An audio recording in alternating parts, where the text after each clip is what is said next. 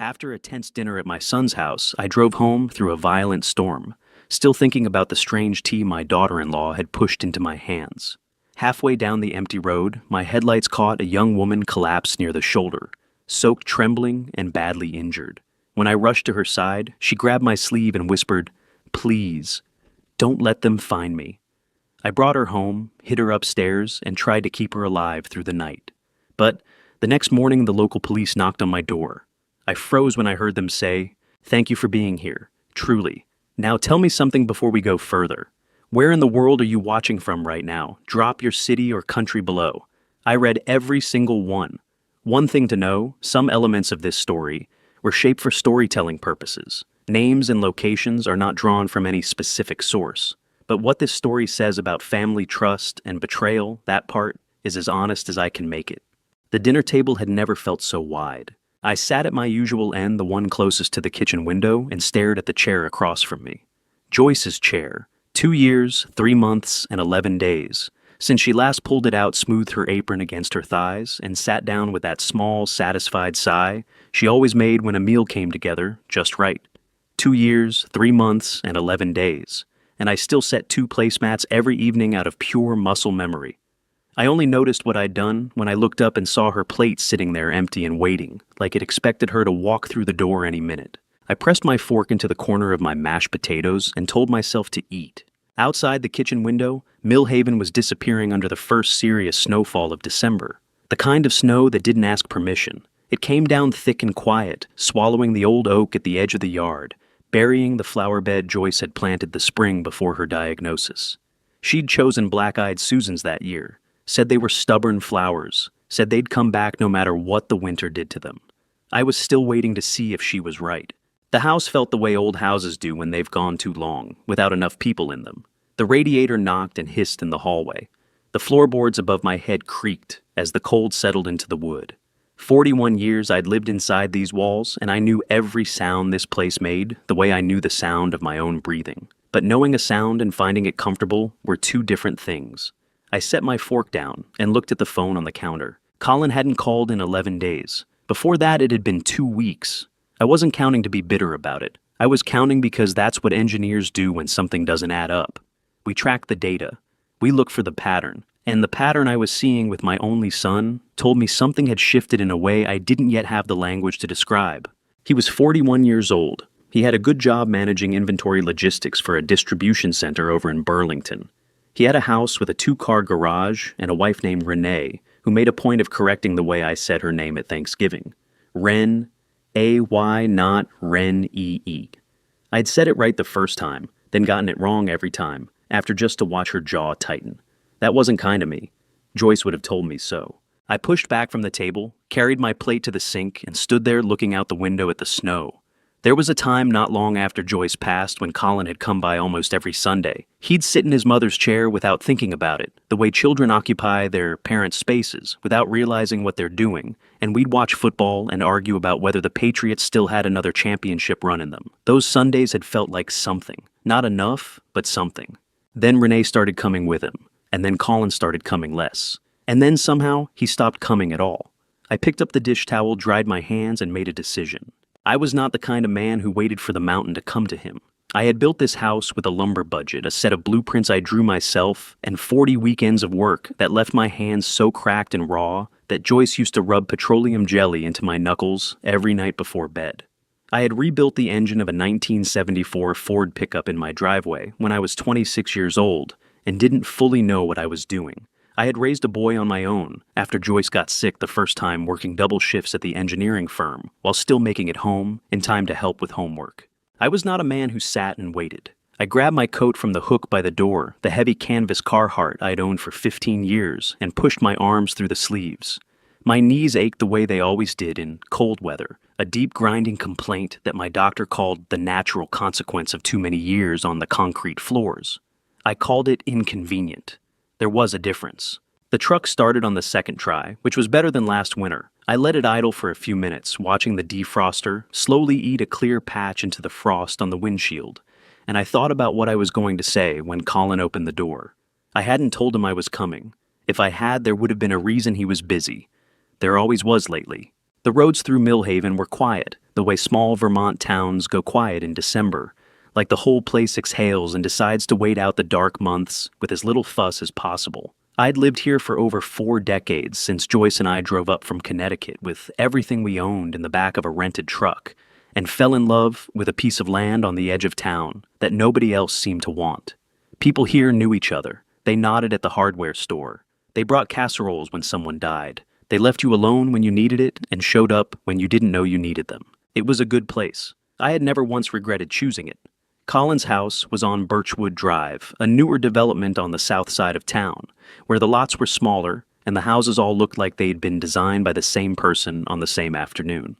I pulled up to the curb and cut the engine. The lights were on inside. Through the front window, I could see the blue flicker of a television, and in the kitchen, a figure moving behind the glass. Renee. She was standing at the counter with her back to the window, her dark hair pulled up tight, her movements precise and efficient in the way of someone who treated every domestic task like a project to be completed on schedule. I watched her for a moment longer than I probably should have, and I felt something shift in my chest. Not suspicion, not yet. Just a vague unease like a sound at the edge of hearing that you can't quite identify. I reached for the door handle. Whatever was waiting for me inside that house, I was going to walk toward it. That was the only way I'd ever known how to live. I stepped out into the snow, turned up my collar against the wind coming down off the mountains, and walked up the front path toward the light. Colin opened the door on the second knock, and the look on his face told me everything I needed to know before either of us said a word. It wasn't joy. It wasn't even the mild, tired warmth of a son who was happy to see his father, but too exhausted to show it properly. It was something closer to panic, quickly swallowed, quickly replaced by a smile that didn't come from anywhere real. His eyes darted past my shoulder toward the street, then back to my face, and I watched him make a decision in the space of half a second. "Dad?" He stepped back from the door. "I didn't know you were coming." "I know you didn't," I said. "That's why I didn't call." He let out a short laugh that had no humor in it and ran a hand through his hair. Colin had always been a thin man, built like his mother's side of the family, long and angular, with a face that showed everything he felt whether he wanted it to or not. Right now, his face was showing me something he very much did not want me to see. His shoulders were pulled up tight toward his ears, and there was a tension around his jaw that made him look 10 years older than 41. "Come in," he said.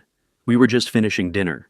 The house smelled like roasted chicken, and something else underneath it, something sharp and chemical that I couldn't immediately name, and filed away without comment. The living room was neat in a way that felt enforced rather than natural. No books left open on the coffee table, no throw blanket draped carelessly over the arm of the couch. Everything in its exact right place, like a showroom where no one actually lived. Renee was already standing in the doorway between the kitchen and the dining room when I came in. She had changed out of whatever she'd been wearing earlier into a dark blouse that looked more like armor than clothing, and her smile was the kind that arrives fully assembled, every tooth accounted for, no feeling required. "Walter," she said. What a surprise. The way she said surprise made it clear it was not a pleasant one. "Renee," I nodded. "Sorry to drop in like this. I was in the neighborhood." "You live 12 minutes away," she said, still smiling. "You're always in the neighborhood." Colin made a sound in his throat that might have been a laugh and moved past her toward the dining table. "Sit down, Dad. You hungry? There's chicken left." "I ate already. I'll sit with you, though." The dining table was a heavy farmhouse style that Renee had picked out, I knew, because Colin had told me about the argument they'd had over the price. She won that argument the way she seemed to win most of them. I pulled out the chair at the end farthest from her and settled in, and I looked at my son. He was staring at his plate. The food on it had barely been touched. "How have you been, Colin?" I asked. "I haven't heard from you in a while." "Busy," he said, pushing a piece of chicken to the edge of his plate. "Work's been crazy. You know how it gets in December, everyone trying to hit their year-end numbers." "Sure," I said. "I remember that." Renee reached across the table and refilled her water glass without being asked. "Walter, I've been meaning to talk to you about something, actually."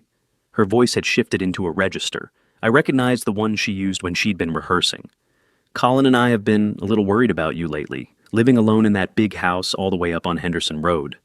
I looked at her. "Is that right? You've seemed a little forgetful lately. At Thanksgiving, you told the same story about your old firm twice in 20 minutes. And last month, Colin mentioned you left the garage door open overnight." Colin's fork scraped against his plate. He didn't look up. "The garage door has a broken sensor," I said. "I'm waiting on the part. Of course, Renee said smoothly. I'm just saying it might be worth thinking about your options. There's a lovely place over in Stowe that has independent living units. Very comfortable, very safe. You'd have people around you. I felt my back teeth come together. I kept my voice even. I have people around me. I have Frank Delano next door. I have Patricia Owens down the road. I have my son. I looked at Colin when I said the last part. He was still looking at his plate, his jaw working, his hand gripping his fork so hard his knuckles had gone pale. Renee smiled. Well, something to think about. She stood up and began collecting plates.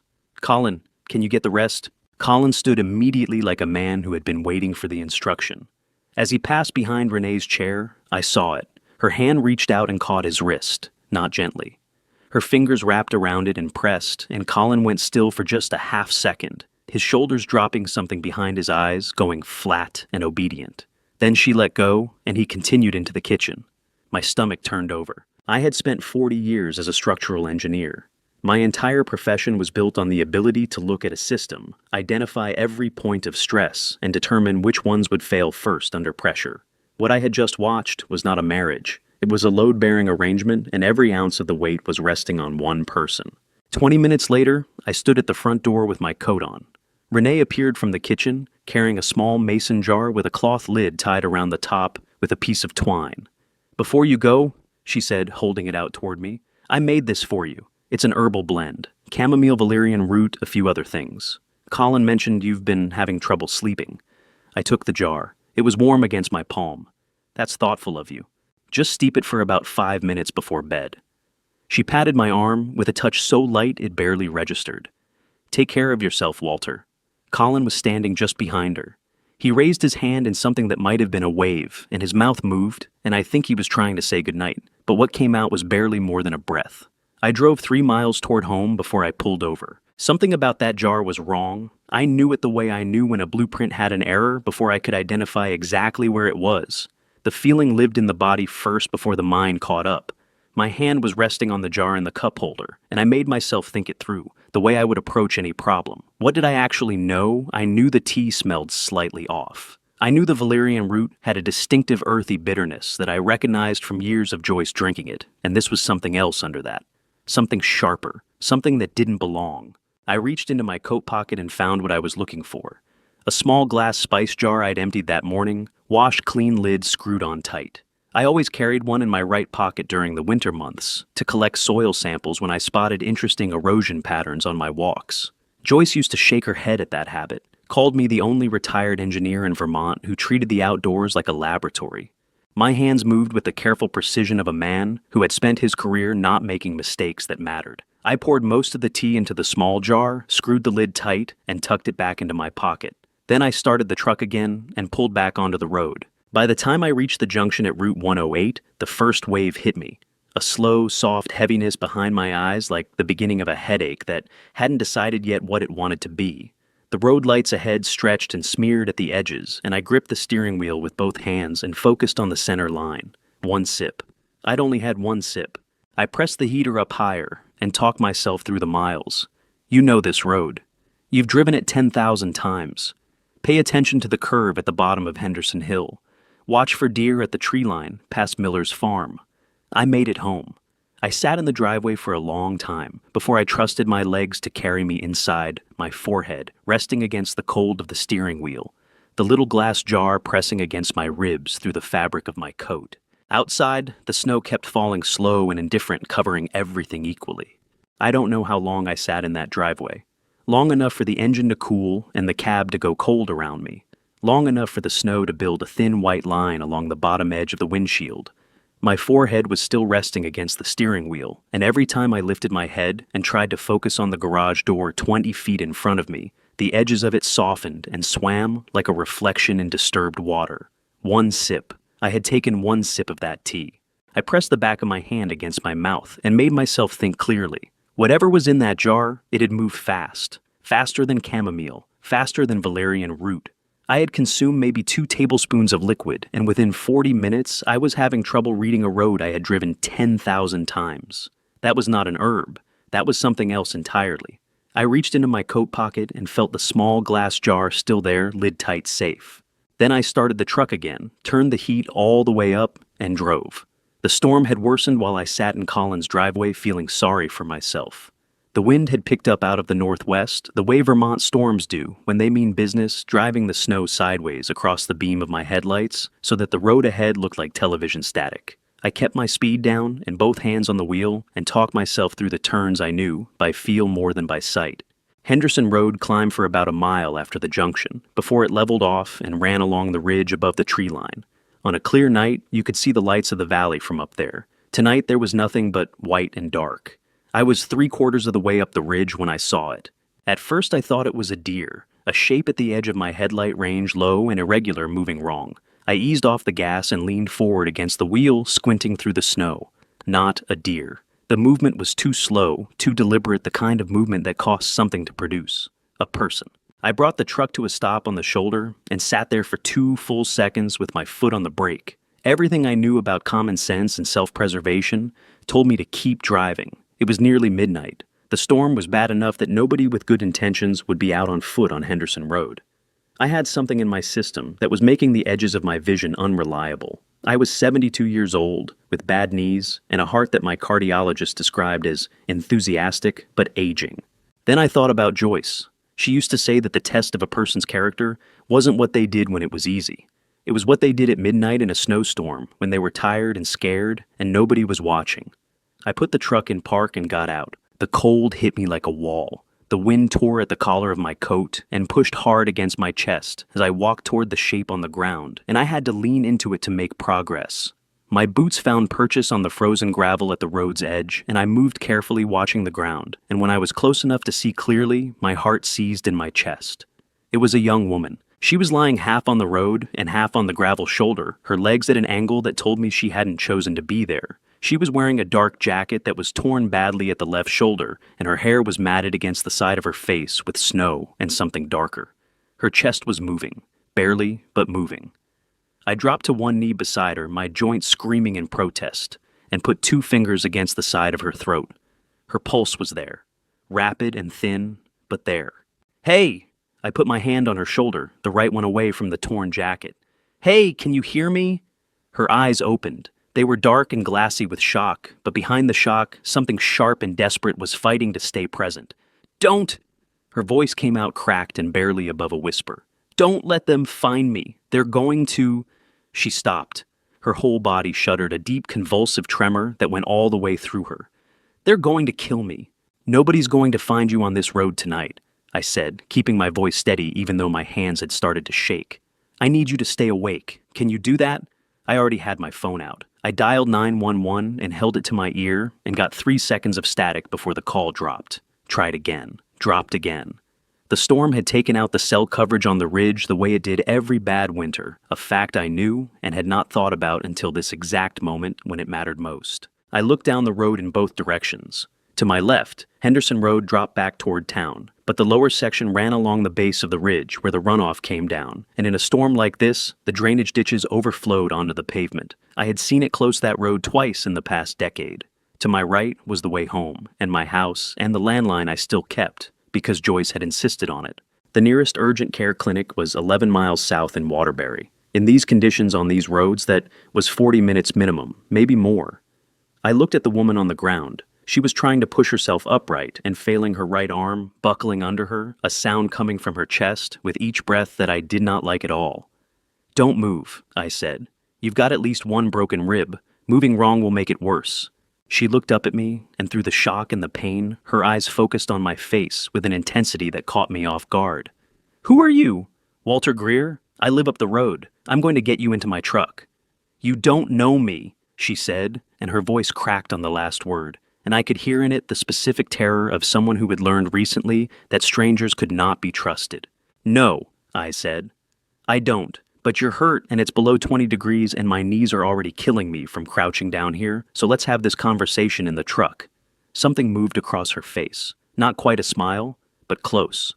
Getting her upright was harder than I had expected, and easier than I had feared. She was lighter than she should have been, and she bit down hard on whatever sound she wanted to make when I got my arm under hers and we came up together. I felt her whole body go rigid with the effort of not crying out, every muscle locked against the pain.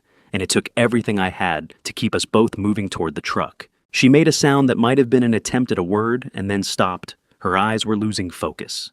"Nora," she said finally, with the careful deliberateness of someone fighting to hold on to something essential. "My name is Nora. Nora Ellison." "Okay, Nora," I said. "Keep walking." I got her into the back seat and pulled a wool blanket from behind the passenger seat, one I kept there out of a habit Joyce had drilled into me decades ago.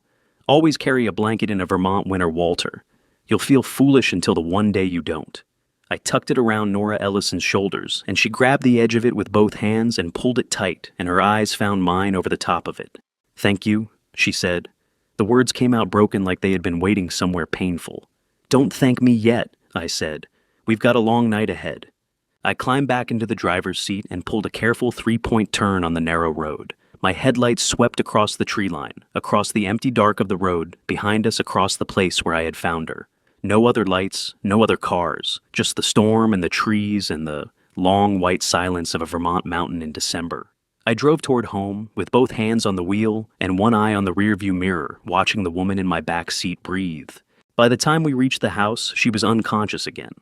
I sat in the driveway for a moment, looking at the dark windows of my home, and I thought about Joyce's chair and the empty plate I'd set out of habit and how the house had felt hollow all evening. Then I got out of the truck and went around to the back door and started figuring out how to get Nora Ellison inside without making her broken ribs any worse. Outside, the wind had dropped to nothing. The storm was settling into the long, quiet work of covering everything it could reach before morning came. I had not slept. I told myself I was keeping watch, which was partly true. The other part was that every time I closed my eyes, the road on Henderson Ridge came back to me, that shape moving wrong in the headlights, and I'd jerk awake with my heart slamming against my ribs like it was trying to get out. By 4 a.m, I gave up pretending and went downstairs to make coffee. I had done what I could for Nora Ellison. The torn jacket had come off easily enough once she was conscious and cooperative, which she'd been for about 20 minutes before the exhaustion pulled her back under. 2 cracked ribs on the left side, from what I could tell without an x-ray. A deep bruise along her left hip that had already gone purple and ugly. Scrapes on both palms from catching herself on the frozen road. I'd wrapped her ribs with the ace bandages I kept in the first aid kit in the bathroom closet, given her 2 ibuprofen and a glass of water, and helped her up the narrow stairs to the room on the 3rd floor. Joyce's sewing room, the one with the low ceiling and the window that looked out over the backyard and the mountain beyond it. I hadn't been up there in months. It still smelled faintly of the lavender sachets Joyce kept in the dresser drawers. I'd left a glass of water, and the ibuprofen bottle on the nightstand told Nora I'd be downstairs if she needed anything, and gone back down to sit in the dark with my thoughts and a glass of bourbon I didn't finish. Now it was 6:47 in the morning, and the coffee was done, and the television was on, and the world was about to get considerably more complicated. I was standing at the kitchen counter with my mug halfway to my mouth when the news anchor's voice changed register, that specific shift they make when they're transitioning to something they consider urgent, and I set the mug down very carefully on the counter. A photograph filled the screen. It was a work ID photo, the kind taken against a gray background under fluorescent lights, the kind nobody ever looks good in. But even through the flatness of it, I could see the dark eyes, and the sharp cheekbones, and the set of the jaw that I recognized from the night before. The anchor's voice came through clearly over the kitchen noise. Vermont State Police are asking for the public's assistance in locating Nora Ellison, 29, a staff accountant at Millhaven Capital, partners a regional financial services firm based in Millhaven. Ellison is believed to have been involved in a single-vehicle accident on Route 108 late Thursday evening and fled the scene. She is also alleged to have removed confidential proprietary documents from the company's offices prior to her disappearance. Anyone with information regarding her whereabouts is asked to contact. I turned the television off. I stood in my kitchen in the early morning, quiet, and listened to the sound of the house settling around me, and thought about the jar in my coat pocket and the woman sleeping 2 floors above my head. And the way this day had been 12 hours ago, simply a Tuesday in December when I planned to eat dinner alone and go to bed early. I picked up my coffee and went upstairs. I knocked twice on the sewing room door before I opened it. Nora was awake. She was sitting up against the headboard with the blanket pulled to her chin, and when the door opened, her whole body went rigid and her eyes went wide, and she pulled in a sharp breath that made her wince hard from the ribs. "It's just me," I said. "Walter." She let the breath out slowly, and I watched her force her shoulders back down from around her ears. Her face was pale against the dark of her hair, and there were shadows under her eyes deep enough to have been painted on. But her gaze was clear and focused in a way it hadn't been the night before, and I could see her reading me the same way I was reading her. "There's a news report," I said. I didn't see any point in softening it. "Your name and your photograph. They're saying you were in an accident on Route 108 and left the scene. They're also saying you took documents from your employer." Something moved across her face, not surprise, something more like the grim recognition of a person who had been waiting for a specific bad thing to happen and was now watching it arrive on schedule. Her hands tightened on the edge of the blanket until her knuckles went white. "I didn't cause any accident," she said. Her voice was steady, but I could hear the effort it cost her. "I was run off the road. There's a difference." "I'm listening," I said. I pulled the small wooden chair from the corner and sat down. "But I need you to understand something first. I am 72 years old. I live alone. I have a son who barely speaks to me, and a coat pocket full of tea that I believe someone put something into that shouldn't be there. I am not in a position to take on problems I don't understand. So, if you want to stay in this room, I need the truth. All of it. Starting now." Nora Ellison looked at me for a long moment, and I could see her making a calculation, the same kind of calculation I'd been making since I found her on the road. How much to trust? How much to risk? Where the line was between necessary faith and fatal naivety. Then she reached under the pillow and pulled out her phone. "Read these," she said, and held it out to me. I took it. The screen showed a message thread with a number listed only as unknown. I scrolled up to find the beginning and read from the top. The first message was 3 weeks old. It read, "We know what you found. Put it back and walk away." The second 2 days later, "Last warning. Return the files or we make sure you can't talk to anyone." The third 1 week ago, "You had your chance. Now, we finish this our way." The fourth was from yesterday afternoon, time-stamped 4 hours before I had found her on the road tonight. My chest tightened. I handed the phone back without saying anything immediately, because I needed a moment to make sure what I was about to say came out level and useful, rather than the other thing it wanted to be. "Who sent these?" I asked. "I don't know the number," she said. "It's a burner, unregistered, but I know where the order came from." She paused and I could see her deciding how far to go. "I'm an accountant. I've been at Millhaven Capital for 3 years. 8 months ago, I started noticing discrepancies in the vendor payment records, small ones at first, the kind that could be rounding errors or data entry mistakes. But they kept appearing in the same pattern, always the same vendor codes, always routed through the same approval chain." She stopped and pressed her lips together. "Someone has been systematically pulling money out of client accounts for at least 18 months. I have the documentation. I've been building the file for 6 weeks. And someone found out you were building it," I said. "Someone found out," she said. "And instead of firing me or threatening me through normal channels, they decided to make me disappear and make it look like I was the one stealing." Her voice cracked on the last word just slightly, and she pressed the back of her hand against her mouth for a moment before she continued. "I've spent 3 years of my life at that company. I did everything right. I followed every rule. And now my face is on the morning news, and I'm sitting in a stranger's attic with 2 broken ribs because I made the mistake of being honest." Her eyes had gone bright and wet, and I could see her fighting at jaw-tight throat, working determined not to come apart in front of a man she'd known for 6 hours. I looked at the phone in her hand, then I looked at the coat hanging on the back of the door, the one with the small glass jar in the pocket. "I'm not saying I believe everything you've told me," I said carefully. "But I'm not saying I don't either. What I am saying is that I have my own reasons to think that something dishonest has been happening in this town, and that it involves some of the same people you're describing." I stood up and pushed the chair back toward the corner. "I'm going to make you some breakfast. Real breakfast, not tea. And then we're going to think this through like adults." Nora Ellison stared at me. Then slowly something in her expression shifted some long-held tension, releasing like a knot finally worked loose, and her eyes spilled over, despite everything she'd done to prevent it. She wiped her face quickly with the back of her wrist, almost angry about it. "Why are you helping me?" she asked. "You don't know me." I thought about Joyce. About a woman who had once pulled over on a 89 in a rainstorm to help a family with a blown tire, who had brought soup to neighbors she barely knew, who had told me more times than I could count, that the measure of a life wasn't what you built, but what you chose to do when it cost you something. "Let's just say I was raised right," I said, "and I'm still trying to live up to it." I went back downstairs, and I was halfway through cracking eggs into a pan when the knock at the front door came. 3 sharp official knocks. that I recognized immediately as belonging to a person with a badge. My hand stopped moving over the pan. I set the egg down on the counter, wiped my hands on the dish towel, took one slow breath. Then I went to answer the door. Dale Morrow had been the sheriff of Lamoille County for 19 years, and he had the kind of face that went with the job. Broad and weathered with a jaw that looked like it had been poured from concrete and left to cure in the cold. He was not an unkind man. I had known him well enough to wave to, for 2 decades had shaken his hand at the 4th of July parade every summer, had once helped him push his cruiser out of a ditch on Maple Street during an ice storm back in 2019. But right now, he was standing on my front porch in full uniform with his hat in his hands and an expression that told me this was not a social call. "Walter," he said, "sorry to bother you this early." "Dale." I stepped back from the door. "Come in out of the cold." He came in ducking slightly out of habit, even though the doorframe was tall enough, and stood in the entryway looking around, the way cops do not suspicious exactly, just always taking inventory. His boots left 2 wet prints on the mat. "Coffee?" I asked. "No thank you. I won't be long." He turned his hat slowly in his hands. "Walter, I was out on Henderson Road this morning doing a sweep.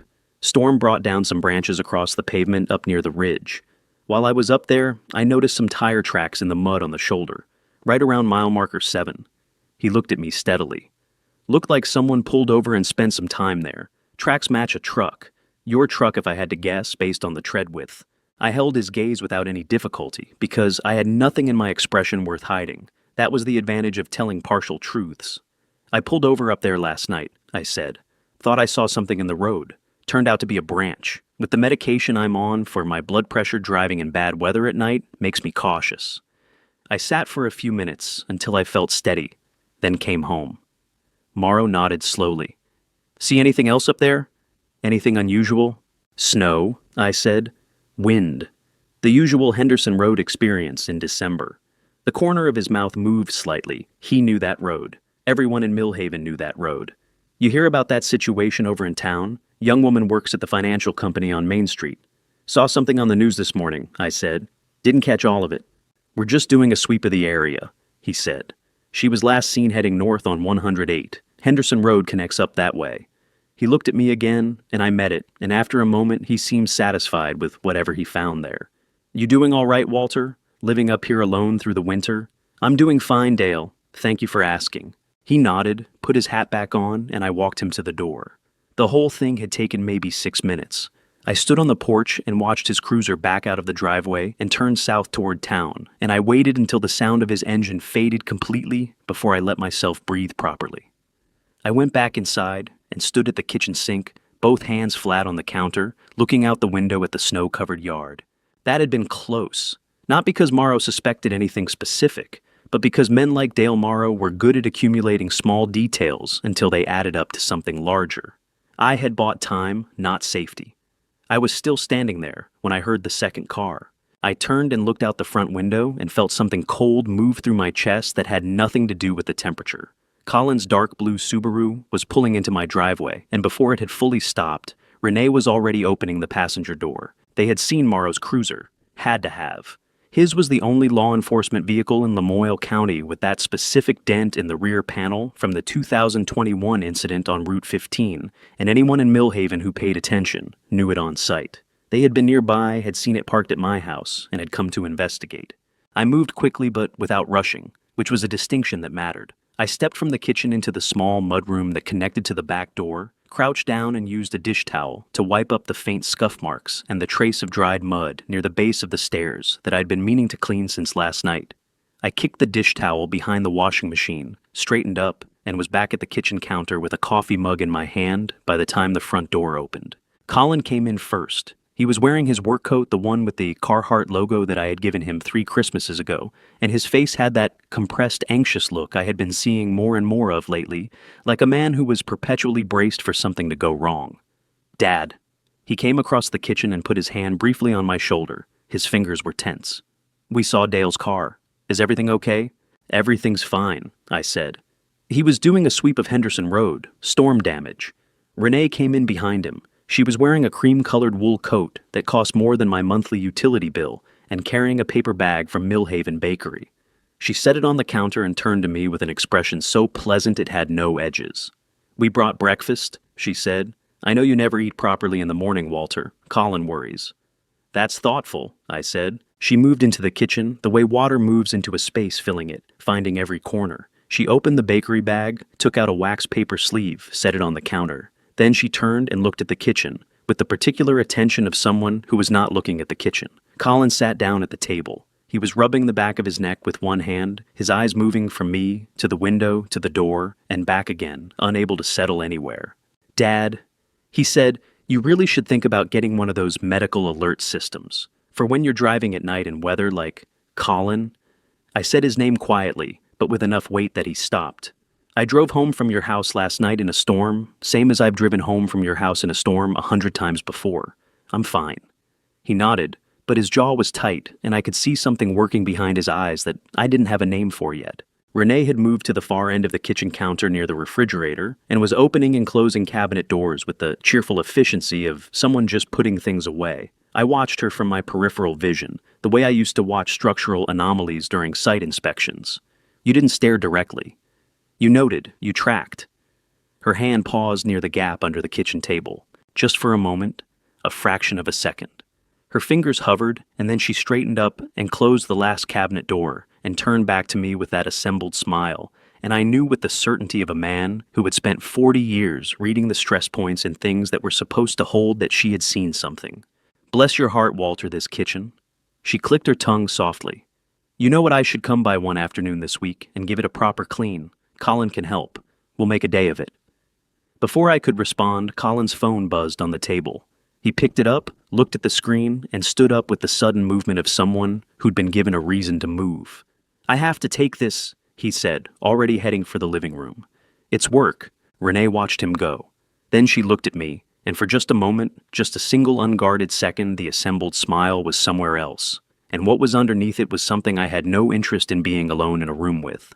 Then the pleasantness returned, smooth and immediate, like a door closing on something she did not want seen. You take care of yourself, Walter, she said. She picked up her coat from the chair. We worry about you up here alone. I walked them to the door. I watched the Subaru back out. I watched it until it was gone. Then I leaned against the closed door and pressed my hand flat against my sternum, feeling my heart knock against my palm like it was trying to tell me something I already knew. She had seen something under that table. I didn't know what. But Renee Greer had come into my house this morning with a smile like a closed fist, and she had left it knowing more than she arrived with. I went to the phone and dialed a number I knew by heart. It rang twice. Then a voice I had trusted for 40 years said, This better be good, Walter. It's 7:30 in the morning. Frank, I said, I need you. Today. A pause. Then, give me 2 hours. Frank Delano had spent 22 years as a licensed private investigator in Vermont before he retired to the house next door to mine. He never talked about the work unless it was relevant, and it had never been relevant until now. Frank Delano pulled up at 9:47 in a white van with Millhaven Plumbing and Repair stenciled on the side in blue letters, and I had to admit that even knowing it was coming, even having arranged the whole thing myself, the sight of it still made me feel marginally better about the world. Frank had owned that van for 11 years. He had repainted the logo twice, changed the phone number on the side, once after a dispute with the actual plumbing company, whose name was one word off from his, and kept it registered and insured on the grounds that you never knew when you might need to be invisible in plain sight. I watched from the kitchen window as he climbed out. He was a big man, Frank, the kind of big that doesn't come from a gym, but from decades of physical work, with hands like a pair of catcher's mitts, and a face that had been rearranged once or twice over the years. He was wearing a gray work shirt with a patch on the chest pocket that said Dale, which was not his name, but was the name of the actual plumber, whose van he had borrowed the design from. He pulled his toolbox from the back, settled his cap low over his forehead, and walked to my front door with the unhurried authority of a man who fixed things for a living, and had absolutely no reason to be nervous about it. I opened the door before he could knock. The pipe's been acting up in the downstairs bathroom. I said loud enough to carry to any neighbor who might be paying attention, though my nearest neighbor was 300 yards down the road, and unlikely to be standing in the cold monitoring my visitor situation. Yeah, you mentioned, Frank said in a voice 2 registers lower than his normal one. He stepped inside, set the toolbox down, and the moment the door closed behind him, he straightened up and looked at me with his actual face, which was somewhere between concerned and deeply annoyed. Walter, he said in his real voice, what in the name of Vermont have you gotten yourself into? "I'll explain upstairs," I said. "Come meet someone first." Frank followed me up to the sewing room, toolbox in hand. And when I opened the door, and he got his first look at Nora Ellison sitting up against the headboard with her jaw set, and her dark eyes measuring him, the way you measure something you're not sure you can trust, he stopped in the doorway and looked at her for a moment. "Frank Delano," he said. "Retired. Don't worry. I'm not going to ask you to explain yourself until I've taken a look at those ribs." Nora blinked. "You're a doctor?" "No, but I've wrapped enough field injuries to know the difference between bruised and broken, and either way, the protocol is the same." He set the toolbox on the floor, opened it, and produced a proper first aid kit from under the plumbing supplies. "Walter, go make coffee. This'll take 10 minutes. I went back downstairs and made the coffee and stood at the kitchen window, looking out at the yard and thinking about the small glass jar in my coat pocket. The snow had stopped overnight, and the yard was white and still, and the mountains beyond it were the particular shade of blue-gray that Vermont mornings get in December, when the clouds are high and thin. Joyce had loved that color, had tried to paint it once on a canvas she kept in the sewing room, the same room where Nora was sleeping. She never finished it. The canvas was still up there leaning against the wall behind the dresser. Frank came downstairs 12 minutes later and poured himself a coffee without asking, and sat down across from me at the kitchen table. He looked tired in a way that had nothing to do with the morning. "2 cracked ribs on the left side," he said. "She needs a proper x-ray, but she's not in danger. I rewrapped her. She should stay horizontal as much as possible for the next few days." He wrapped both hands around his mug. "She told me her version while I was working. Accountant Millhaven Capital found something in the books, got threatened, got run off the road." He looked at me steadily. "You believe her?" "I believe the texts on her phone," I said. "And I believe my own experience of the last 12 hours. I got up and retrieved my coat from the hook and came back to the table. I set the small glass jar down between us. Frank picked it up, turned it in his hands, held it up to the window light. He opened the lid and brought it close to his nose and breathed in carefully the way a man does when he's looking for something specific rather than just smelling. "Where did this come from?" he asked. "Renee gave it to me last night," I said. "Called it herbal tea for my insomnia." Frank put the lid back on the jar, slowly. He set it down on the table and looked at it for a long moment without touching it again. And the expression on his face made something tighten in my stomach. "I know a woman over in Burlington who runs a private toxicology lab," he said. "She does work for defense attorneys mostly. Discreet fast, and she owes me 2 favors from a case I helped her with in 2018. He looked up at me. "I'll drive it over this afternoon." "I'd appreciate that," I said. He nodded. Then he pulled out his own phone and set it on the table face up, and looked at me with an expression I recognized from 40 years of friendship, as the one that preceded something I was not going to enjoy hearing. While I was upstairs with the girl, he said, "I made a couple of calls, used some old contacts. I wanted to check the background on Millhaven Capital before I walked in here without knowing what I was walking into." He paused. "Walter, I need to ask you something, and I need you to hear it before you react." "Go ahead," I said. "How long has Renee been involved in your finances? Any joint accounts, any power of attorney discussions, anything like that?" I felt the question land somewhere uncomfortable. "None of that. She's my daughter-in-law. She has no access to my accounts." "Has Colin ever asked you about your will, your property value, the retirement accounts?" My jaw tightened. "Frank." "I know," he said. "Just answer it." I thought about it carefully, the way I thought about structural calculations, removing emotion from the equation and looking only at what was actually there. Renee brought up the house value twice. Once at dinner about 8 months ago, once on the phone with Colin that I overheard by accident 3 months back. I didn't think much of it at the time. Frank was quiet for a moment. Then he said, "I found something in the public court records this morning, a filing with the Lemoyle County Probate Court submitted 6 weeks ago."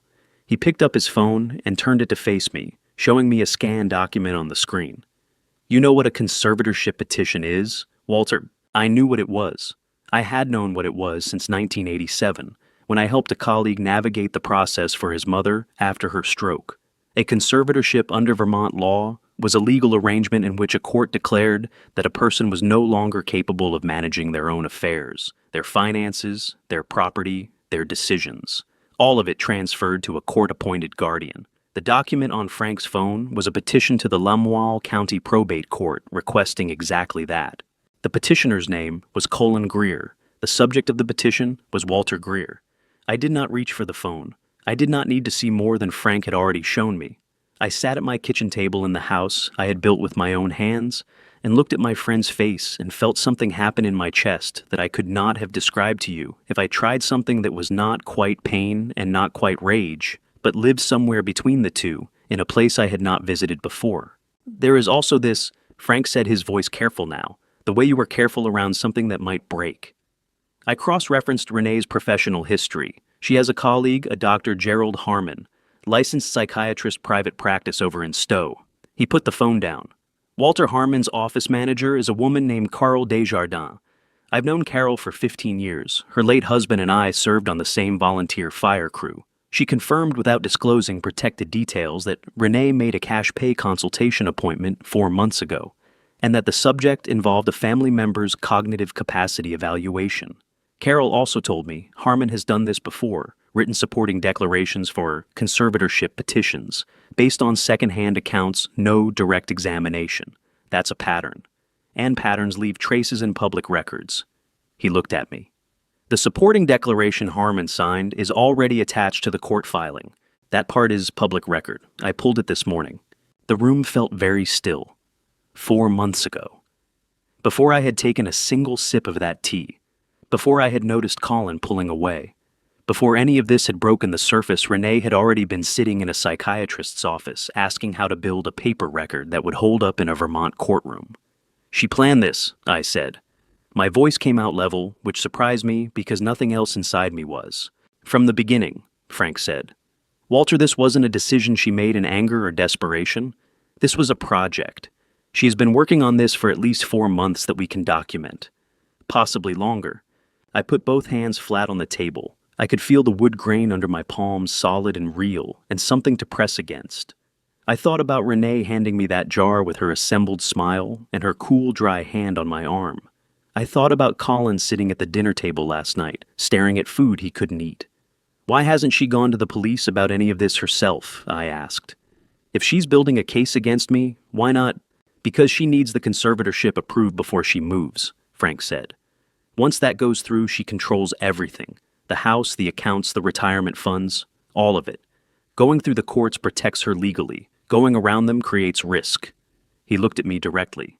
And right now, Walter, the reason we haven't gone to Sheriff Morrow with what we have is the same reason she hasn't. We don't yet have enough to be certain he won't take it straight to her before we can protect ourselves. We need more. We need the lab results. We need documentation that holds up. He reached across the table and picked up the small glass jar. Give me until tonight, he said.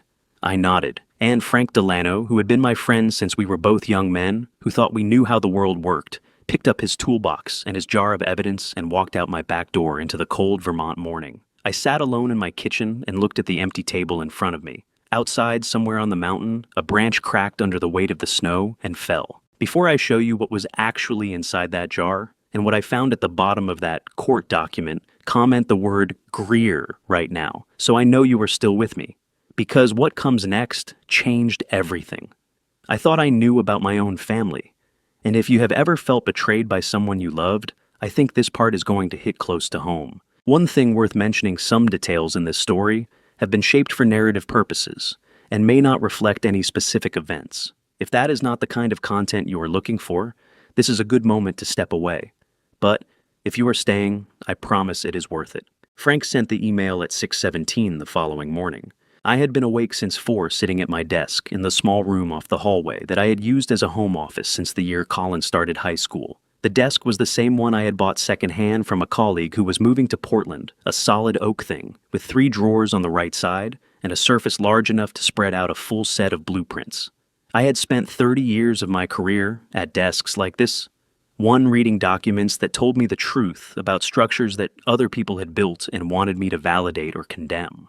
I had always been good at reading documents. When the email arrived, I opened it immediately and read it the way I read everything that mattered, slowly from the beginning, without skipping ahead to the conclusion, because the details were always where the truth actually lived.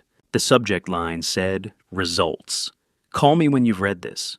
The body of the email was a forwarded lab report from a woman named Dr. Sandra Cole at Burlington Analytical Services. The report was 4 pages long and written in the precise, effectless language of forensic chemistry, and I read every word of it twice. The sample contained two compounds that did not belong in any herbal tea. The first was clonazepam. It is a benzodiazepine, a class of drug used legitimately to treat seizure disorders and severe anxiety. In therapeutic doses prescribed by a physician and taken under supervision, it is a controlled but manageable medication. In the concentration present in my sample, which Dr. Cole described as approximately 4 times the standard therapeutic dose, it would cause significant sedation, memory disruption, and confusion within 30 to 60 minutes of ingestion. Taken daily over a period of weeks, it would produce symptoms that a non-specialist observer would find difficult to distinguish from the early stages of dementia. Impaired short-term memory, difficulty with complex reasoning, episodes of disorientation. The second compound was scopolamine. It is used in small doses for motion sickness and post-surgical nausea. In higher concentrations, it has a darker history. It impairs the formation of new memories and increases suggestibility.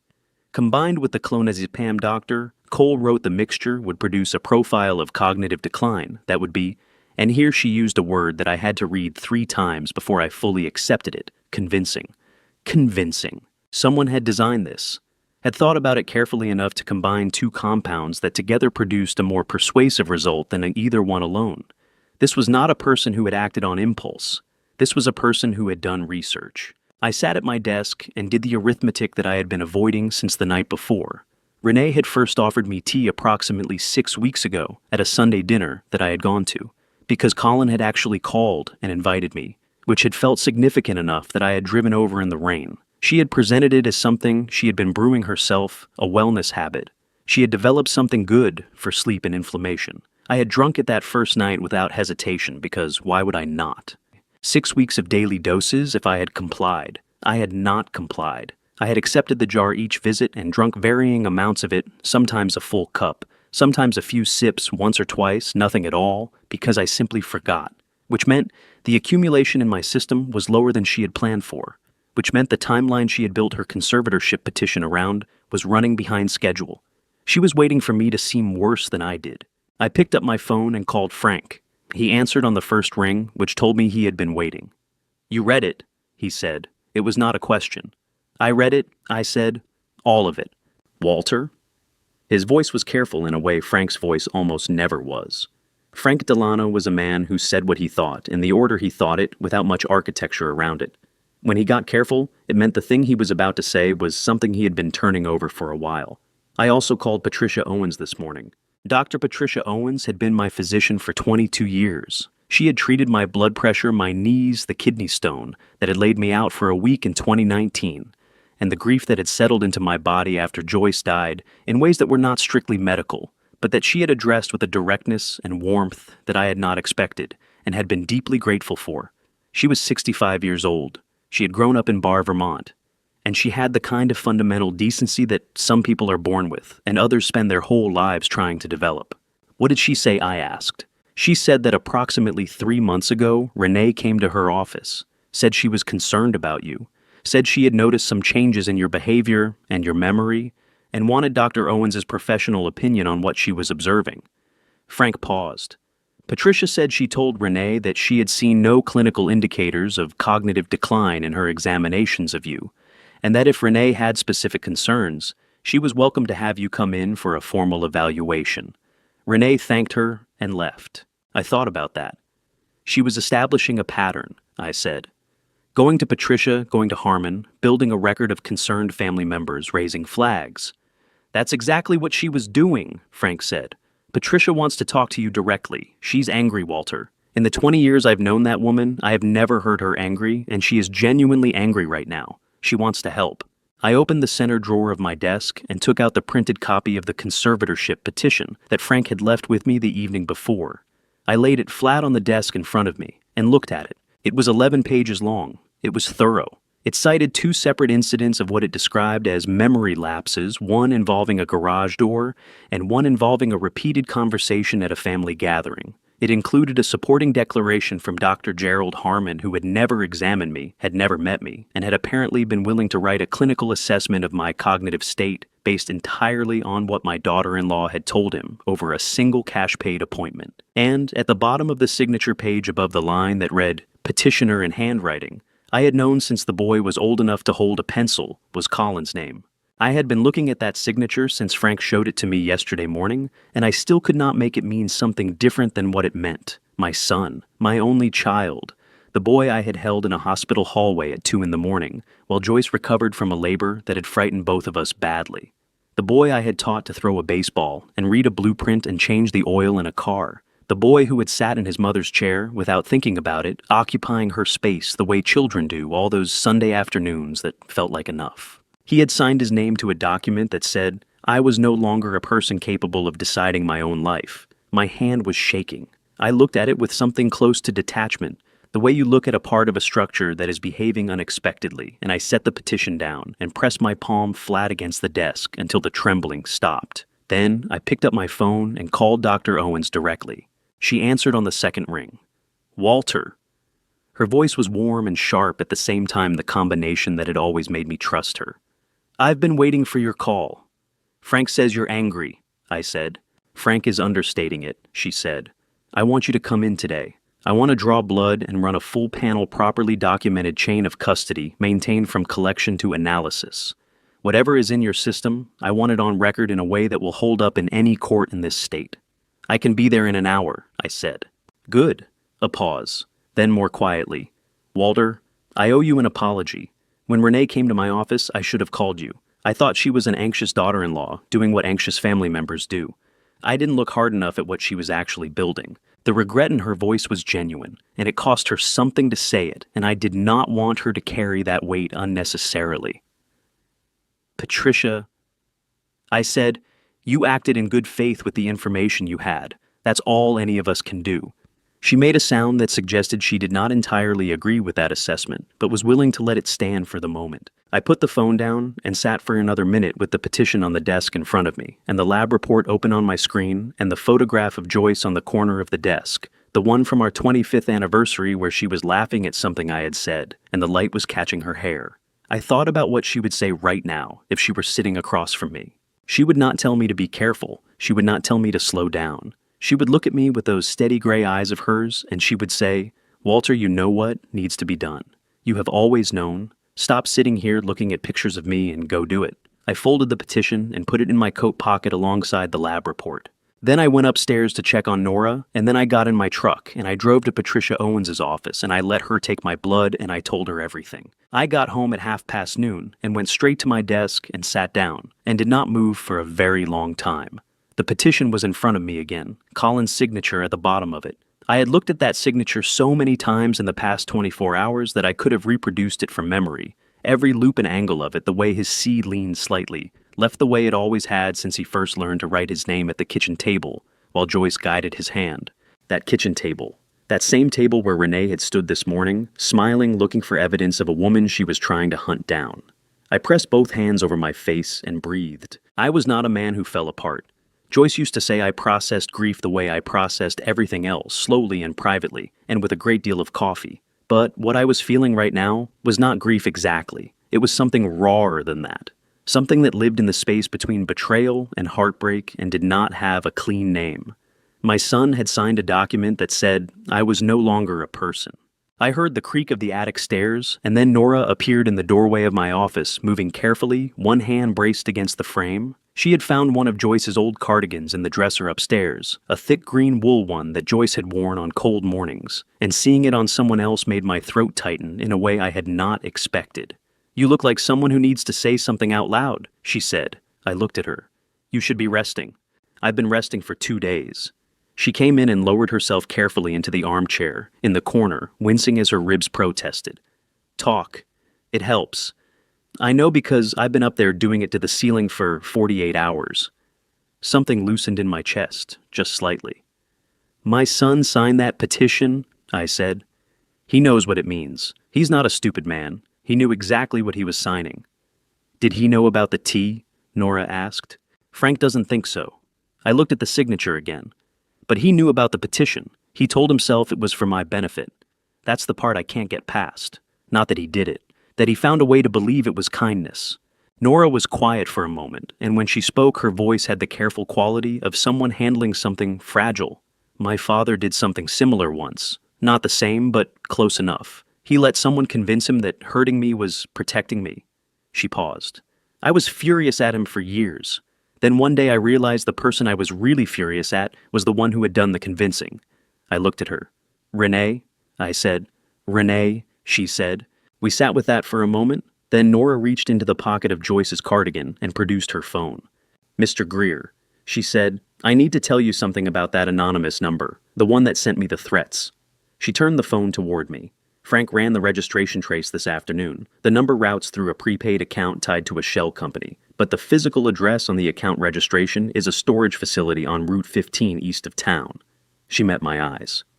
The same facility appears in the vendor payment records I pulled from Millhaven Capital. It's billed as a document storage contractor, but there are no documents stored there. It's a pass-through. Money goes in from Millhaven Capital, gets transferred out within 48 hours to a private account. Whose account? I asked. The LLC is registered to a Marcus Webb, she said. He has a record in Massachusetts, financial fraud 10 years ago. Changed his name, moved to Vermont, apparently found better partners. Her jaw tightened.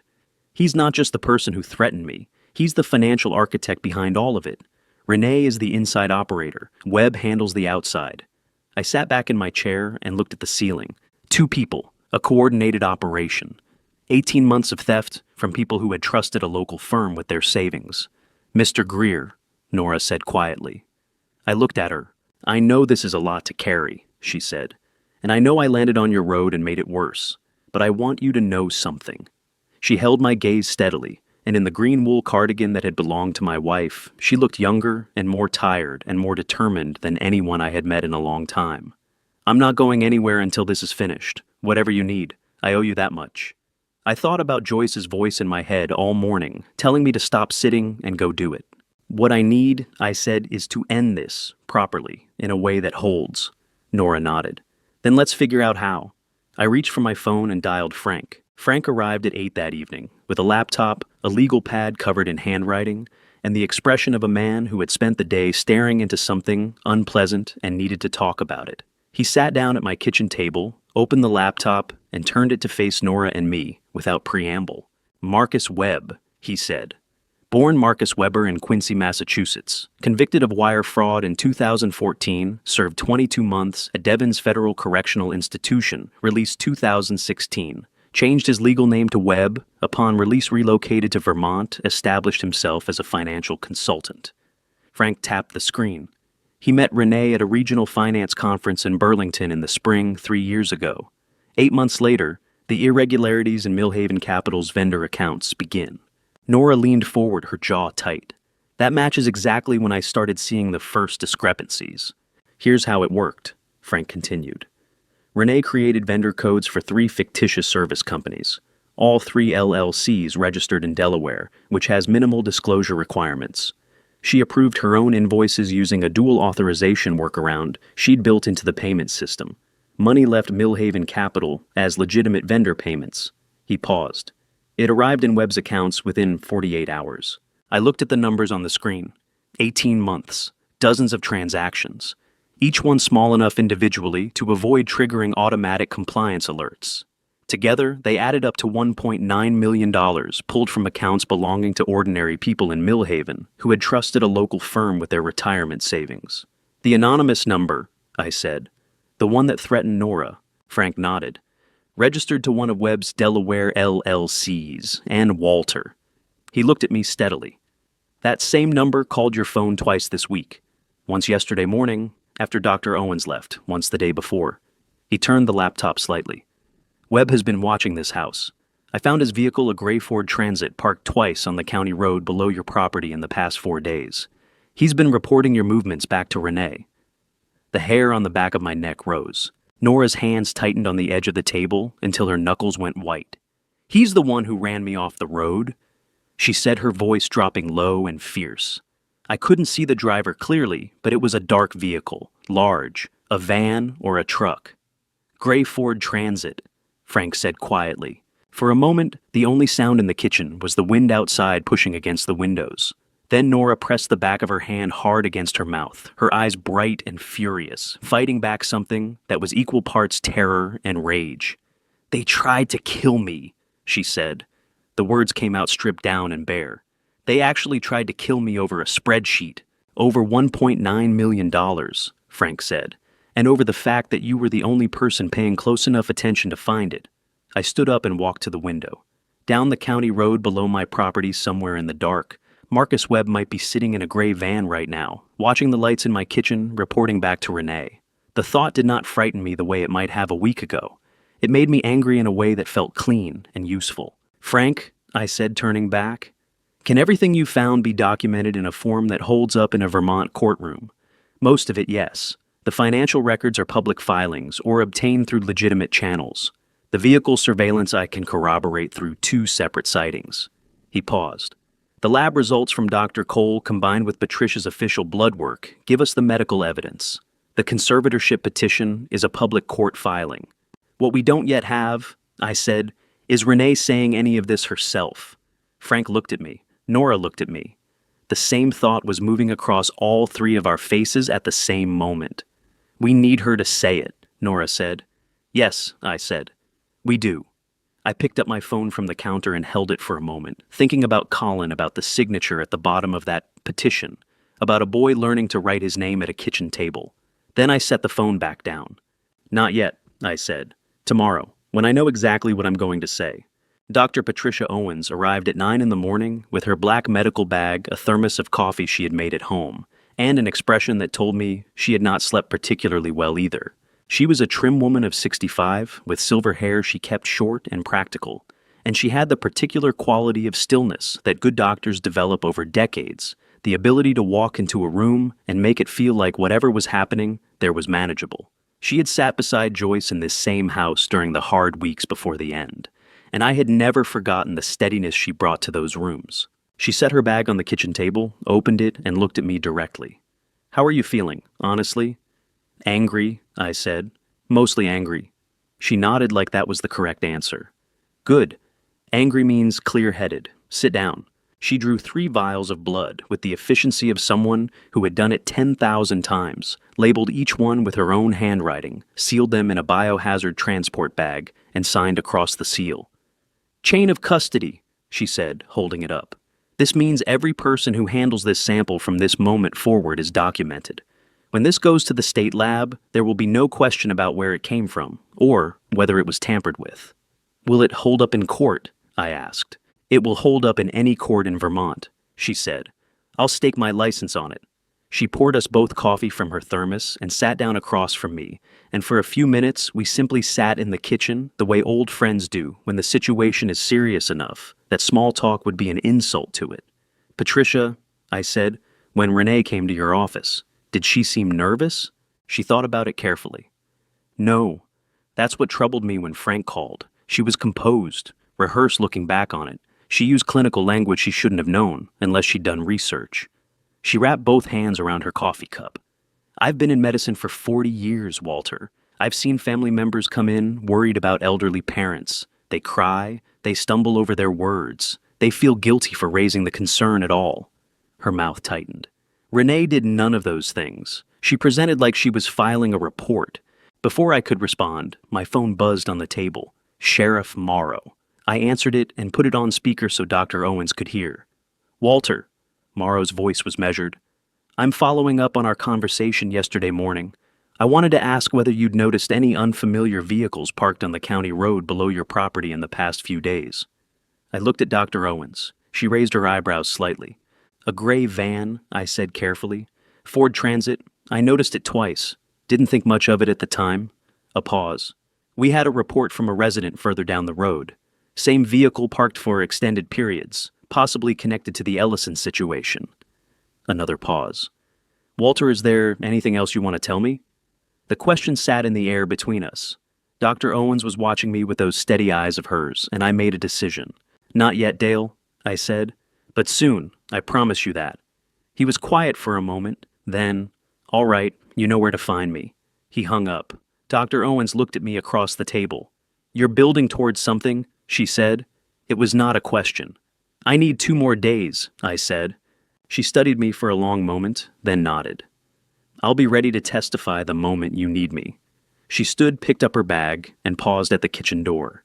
She turned back and looked at me with an expression that made my throat tighten. "Joyce would be proud of you," she said quietly. "I want you to know that." I could not answer that immediately. I pressed my hand flat against the table and looked at the grain of the wood and breathed. "Thank you, Patricia," I finally managed. She left. I sat alone in the kitchen. Then my phone buzzed again. Unknown number. I stared at the screen for 3 long seconds, feeling the anger in my chest sharpen into something cold and purposeful. I did not answer. Instead, I sent Frank a single text. "He's watching again. Right now." Frank's reply came back in under a minute. I see him. "Got the plate. Go find your son." I did not go find my son that afternoon. Frank's text said go, but something pulled me upstairs first to the room at the end of the hall that I had been avoiding for 2 years, the way you avoid a place that holds too much of someone. Our bedroom, mine, and Joyce's. I needed the homeowner's insurance policy for the house. It lived in the bottom drawer of the old oak dresser in a manila folder labeled in Joyce's handwriting. I had not opened that drawer since the week after the funeral, when I had needed the death certificate, and had stood in this room for 40 minutes afterward without being able to remember why I had come in. The room still smelled like her, faintly the way a scent clings to wood and fabric long after its source is gone. Lavender and something warmer underneath it, something that was simply Joyce and had no other name. I opened the bottom drawer. The insurance folder was there. Beneath it, a small stack of photographs I hadn't seen in years. Beneath those, pushed to the back, a white envelope. I picked it up. My name was on the front. Walter.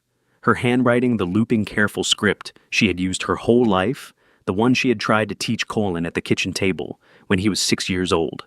The envelope was sealed. The paper had yellowed slightly at the corners. I sat down on the edge of the bed and held it for a long time. Then I opened it. The letter was 2 pages written on the cream stationery she kept in the nightstand. It was dated 14 months ago, 3 months before she died. She wrote that she had been wanting to say something for a long time and could not find the right moment. She wrote that she loved Colin more than she had words for, and that loving him meant she had to tell me what she had seen. She had noticed things about Renee from the beginning. Small things. The way Renee's eyes moved to exits and valuables when she entered a room. The questions she asked about the house always framed as admiration, always landing just slightly too close to what things were worth.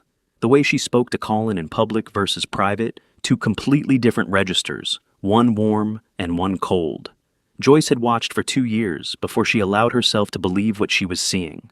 She wrote, "I don't have proof, Walter. I only have 40 years of reading people, and every one of those years is telling me the same thing. That woman does not love our son. She loves what our son will eventually inherit." She wrote, "I'm not telling you this to make you act. I'm telling you because I am running out of time and I cannot leave without saying it. If I'm wrong, then this letter means nothing and you can forgive me for it. But if I'm right and something happens, I want you to know that I saw it coming and I tried." The last paragraph was shorter. The handwriting was slightly less steady the way it got in her final months when the medication made her hands unreliable. She wrote, "Walter, if something ever feels wrong, trust your hands. You built everything we have. Don't let anyone take it. And don't let them take our boy." I do not know how long I sat on the edge of that bed. At some point my face was wet, and I had not noticed it happening. I pressed the letter against my chest, both hands flat over it, and I breathed the way you breathe when something has been broken open inside you that needed to be broken open.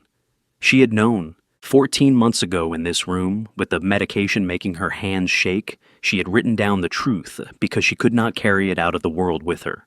She had left it here for me to find when I was ready. I was ready now. I folded the letter carefully. I placed it in my shirt pocket directly over my heart. I stood up and my knees ached and I did not care. Then I went downstairs and picked up my phone and called Frank. "I'm ready," I said. "Bring Colin to me tonight. Back door and Frank." I stopped.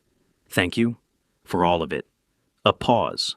Then Frank said in the voice of a man who understood exactly what had just happened in that room, "I'll have him there by 7:30.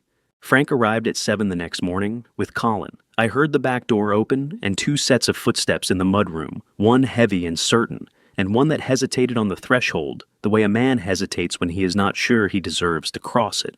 I was sitting at the kitchen table with 3 folders in front of me and a pot of coffee that I had made an hour earlier and not touched.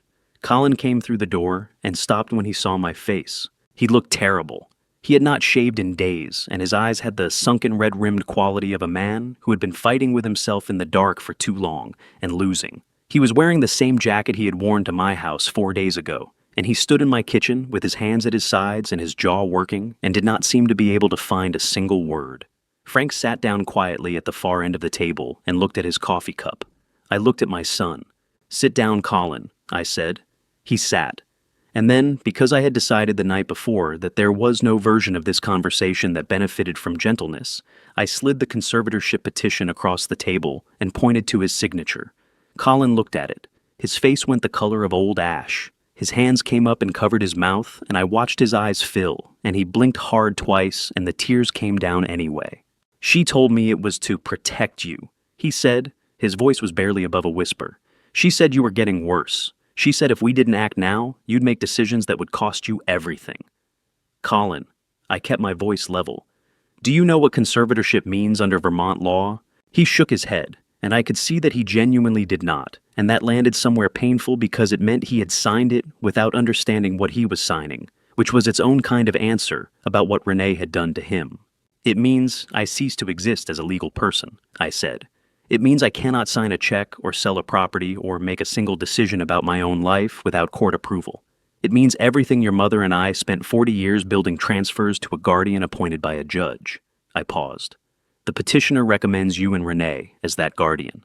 Colin made a sound that was not quite a word. His hands were shaking against the table, fingertips pressing down hard on the wood, like he needed something solid to hold on to. "Dad, I didn't know. I know you didn't know about the tea," I said. "Frank told me, but you knew about this." I touched the petition.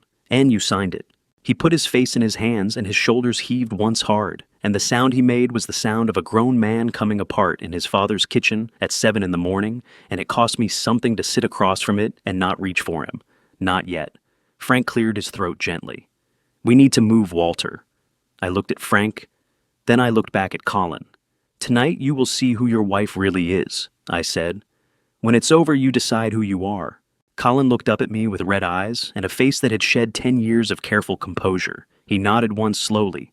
We drove to Sheriff Morrow's office at 8:30. Frank and I sat across from Dale in his office while Colin waited in the truck. I laid everything on his desk in order. The lab report from Dr. Sandra Cole, the chain of custody blood work from Dr. Owens, the conservatorship petition, Frank's documentation on Marcus Webb, including the vehicle surveillance and the Delaware LLC records. Morrow read everything without speaking. He was a thorough man. He turned pages carefully, went back twice to reread sections, and kept his expression neutral, in the way of someone who had learned that reactions were data that other people used. When he finished, he looked up at me. "Walter," he said, "why didn't you bring this to me 4 days ago?"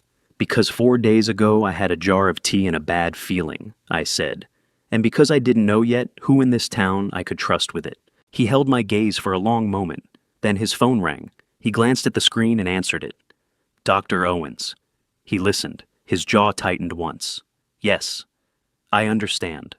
He hung up and sat back in his chair, and something behind his eyes had changed. "Patricia Owens has been my family's doctor for 20 years, he said quietly. "If she says the blood work is real, it's real." He looked at the folders on his desk. "Tell me the plan," I told him.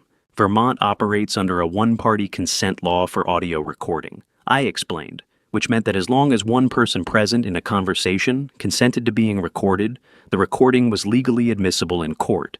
Morrow and his deputies would be that consenting party. Everything Renee said inside my house tonight would be on the record. Morrow was quiet for a moment. Then he said, "Walter, if this goes wrong, I cannot protect you." Though I said, "If this goes wrong, there's nothing left to protect." He looked at me for a long time. Outside his window, Millhaven went about its December morning people, shoveling walks and starting cars, and living ordinary lives in an ordinary town. Then he nodded. "Tonight," he said, "my deputies and I will be at your house by 9. Civilian vehicles only, no markings." I stood up and shook his hand, and his grip was firm and dry and certain. And I drove home with the letter in my shirt pocket and my son sitting in the back seat not saying a word, and the mountains ahead of us hard and white and very still against the winter sky. I got home at 10:30 and sat in the kitchen with a legal pad and spent 2 hours writing out exactly what I was going to say and exactly how I was going to say it. This was how I had always worked. Before any significant conversation, any negotiation, any meeting where the outcome mattered, I wrote it out first. Joyce used to tease me about it. Said I was the only man in Vermont who prepared for dinner parties the way other people prepared for depositions. I had told her that preparation was just respect for the stakes involved. The stakes had never been higher than this. At 1 in the afternoon, I called Frank. "I'm ready," I said. "Are you in position?" "Parked on the county road," he said, 230 meters from your front door. I've got a clear line of sight to the driveway and both street approaches. Colin's phone is on. If he makes any calls after you hang up, I'll know within 2 minutes. "Good," I said. "Here we go." I hung up with Frank and dialed Colin. He answered on the second ring, his voice tight and careful, in the way it had been since this morning. "Dad?" I let my voice go soft and slightly vague at the edges, the way voices go, when a man is tired and not quite tracking. It was not a difficult performance. I had spent enough time around people whose minds were genuinely slipping to know what it sounded like, and I hated myself slightly for using it. "Colin?" I said, "I was cleaning out the garage this afternoon. You know how I start one thing and end up doing 3 others. I paused, let the pause run a beat too long. I found a cell phone back behind the paint cans. Must have fallen out of someone's pocket. I don't recognize it. But when I turned it on, there were all these messages on it. Strange messages. Something about Millhaven Capital and accounts, and I don't know, it didn't make much sense to me, but some of the messages mentioned your wife's name. A silence on Colin's end. Short, but complete. I thought maybe I should take it down to Sheriff Morrow's office tomorrow, I said. "Turn it in. That's what you do with found property, isn't it? I can't remember if there's a form or if you just hand it to whoever's at the front desk." "Dad." Colin's voice had changed. Something behind it had gone very still. "Don't do anything with that phone yet. I'll come by tomorrow and take a look at it first. Okay, just leave it on the kitchen counter." "Oh, that's a good idea," I said. "You're a good boy, Colin. I always said so." "I'll see you tomorrow," he said. "Don't go anywhere tonight." We hung up. I set the phone down on the kitchen table and looked at the legal pad in front of me and felt the particular hollowness of a plan working exactly as designed. 12 minutes passed. Then Frank called. "She took it," he said. "Renee called Marcus Webb 40 seconds after Colin called her. 4-minute conversation. Then Webb called 2 other numbers I haven't identified yet. She's moving tonight, Walter, not tomorrow." I had expected this. Renee was not a patient woman when she felt her timeline threatened. And Colin. A pause that lasted exactly long enough to tell me what was coming before Frank said it. "Colin called Renee," Frank said. "Right after he hung up with you, told her everything. The phone, the messages, what you said about going tomorrow." I put my hand flat on the legal pad. The paper was smooth and cool under my palm. "I see," I said. "Walter, I'm sorry. I thought about Colin's face this morning in my kitchen, the tears running down without him being able to stop them, the sound he had made when his composure finally broke. I thought about how genuinely devastated he had looked, and I thought about how 3 hours later he had picked up his phone and called his wife anyway. That was the thing about people who had been controlled for long enough. Even when they saw the cage clearly, they still reached for the door out of habit. "Don't be sorry," I said to Frank. "It tells us exactly where he is. We can work with that." "Do you still want me to bring him tonight?" Frank asked. "For the trap, I mean. To witness." I looked at the letter in my shirt pocket, felt the paper through the fabric, Joyce's voice in my head steady and clear. "Don't let them take our boy." "Yes," I said. "Bring him. He needs to see it with his own eyes. All of it." I paused. Frank makes sure he understands that what happens tonight is the only thing that can actually save him. "Understood," Frank said. "I'll have him at your back door by 8:30. I set the phone down and stood up and went to the kitchen window. Outside, the afternoon light was failing fast, the way it does in Vermont in December, the sky going from pale gray to deep blue to nothing in the space of an hour. Somewhere down the county road, Marcus Webb was in his gray van making phone calls. Somewhere across town, Renee was making plans. I thought about Joyce building this house with me, weekend by weekend, her hands in work gloves that were always slightly too large, laughing when she dropped a nail, handing me a level with the same seriousness she brought to everything that mattered. We built it together, I thought. Nobody takes it. I went upstairs to check on Nora, and then I went to my desk, and I began to prepare for the last thing I would ever need to prepare for in this particular fight. Frank brought Colin through the back door at 8:32. I was sitting at the kitchen table with a cup of coffee I had not drunk, and the conservatorship petition open in front of me and the photograph of Joyce on the counter where I could see it without turning my head. I had arranged those things deliberately, not for theater, because they were the truth of what this conversation was about. and I wanted the truth present in the room. Colin came in first. He stopped when he saw the petition on the table, and the color left his face so completely and so fast that for a moment I thought he might need to sit down before I asked him to. Frank closed the back door quietly and leaned against the wall near the mudroom entrance with his arms folded and his eyes on the floor, giving us the room without leaving it. "Sit down," I said. Colin sat. He was still wearing his coat, which meant some part of him had not committed to staying, and I noted that without comment. "You called her," I said. "After I called you this afternoon, you called Renee and told her everything." He opened his mouth and then closed it again, and his hands came up and gripped the edge of the table so hard I could see the tendons standing out on the backs of them. His eyes had gone bright and wet and desperate, the eyes of a man who had been cornered by a version of himself he did not want to look at directly. "I know," he said. His voice came out wrecked. "I know I did. I don't know why I—" He stopped. His throat worked. "That's not true. I do know why. I've been doing it for so long it happens before I can think about it. She calls and I tell her. She asks and I answer. I don't even—" His voice broke on the last word, and he pressed the back of his hand hard against his mouth and breathed through his nose for a moment. "I don't even know when I stopped being able to stop myself." The kitchen was quiet except for the wind outside and the knock of the radiator in the hallway. I looked at my son. At the man he had become, or perhaps more accurately at the man he had been reduced to, and I felt something move through me that was not quite anger and not quite grief, but contained elements of both, wrapped around something older and deeper that was simply love, stubborn and persistent and apparently indestructible. "What, Colin?" I said. "Did you know what conservatorship meant when you signed it?" He shook his head. "She explained it as a protective measure, said it would prevent you from making financial decisions that could cost you the house, said it was standard for someone your age showing early signs." He looked up at me, and his eyes were running over, now tears tracking down without him bothering to stop them. "Dad, I swear to you, I did not know it meant what you told me this morning. I did not know it meant taking away your rights. She never said that. But you knew something felt wrong," I said. "Didn't you?" It was not a question, and he knew it was not a question, and the way his face crumpled told me I was right. "Yes," he said. It came out barely above a breath. "And you signed it anyway?" "Yes." I stood up from my chair and walked to the counter and stood there with my back to him for a moment, looking at Joyce's photograph. She was laughing in it, caught mid-sentence at our 25th anniversary dinner, completely unaware that anyone had a camera pointed at her. She had hated posed photographs, said they never looked like the person, only like what the person thought they were supposed to look like. This boy, I thought. This boy we made together. Look what happened to him. I turned back around. "She used your gambling debt," I said. "Frank found the records. She has been holding it over you. Whatever she asked you to do, you did it because she had something on you that you were afraid of." Colin's head dropped forward. His shoulders shook once violently, and then he got himself back under control, with what looked like an enormous physical effort, pressing both palms flat on the table, breathing deliberately. "The debt is real," he said. "I owe $43,000 to people who are not patient about it. Renee found out 2 years ago. She said she would cover it. She said all I had to do was trust her." A sound came out of him then that was almost a laugh, but had nothing in it that was funny.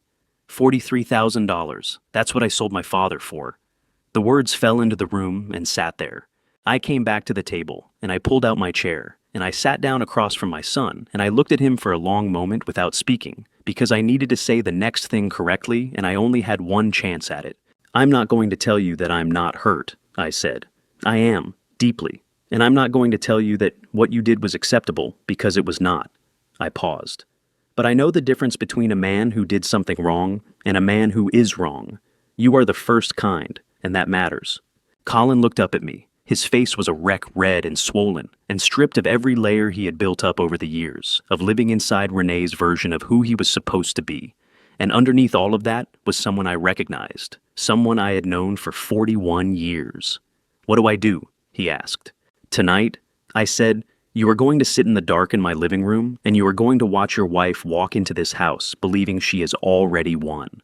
You are going to hear what she says when she thinks no one who matters is listening." I held his gaze. "And then you are going to decide with full information who you choose to be."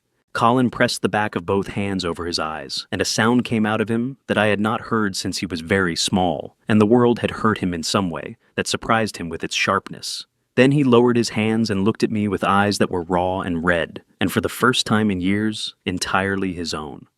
"Okay," he said. "Okay, Dad." Frank pushed off from the wall. "We've got 40 minutes before Morrow's people arrive," he said quietly. "We should get the house ready." I stood up.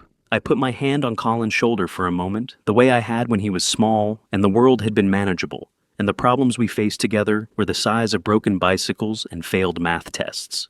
He reached up and covered my hand with his, and his grip was tight and trembling, and neither of us said anything, because there was nothing left to say that the grip did not already contain. Then I let go, and we went to work. Colin spent the day at my house. He did not go home. I did not ask him to, and he did not offer to. He sat in the living room for most of the afternoon, with his hands on his knees, not watching the television I had left on for him. And when I brought him a sandwich at noon, he ate it without tasting it. Some waiting cannot be made comfortable. You simply move through it. Morrow arrived at 9, with 2 deputies I knew by sight, but not by name. They came through the back door in civilian clothes, no markings, no uniforms. Their vehicles parked 300 meters down the county road in the turnout by the old Hendricks barn, where nobody parked unless they were lost or hunting. Frank had walked them up through the tree line along the property edge, a route that was invisible from the driveway and from the county road both. If Renee or Marcus Webb drove past on their approach, they would see a dark house on a dark hill, with one light in the kitchen window, exactly the kind of scene that invited confidence. Morrow shook my hand at the back door without speaking. He had a small digital recorder in his breast pocket, the kind that captured ambient sound from 20 feet in any direction, and was admissible under Vermont's one-party consent statute. One of his deputies had a second recorder. The other had a body camera clipped inside the collar of his jacket. We had done everything correctly. The law was on our side in this room tonight, and I wanted it to stay there. I turned off all the lights except the one over the kitchen stove, which threw a low amber glow across the counters and left the rest of the house in deep shadow. Morrow and his deputies took positions in the living room behind the couch, and in the alcove beside the bookcase, places where they were invisible from the front door, but had clear lines of sight to the center of the room.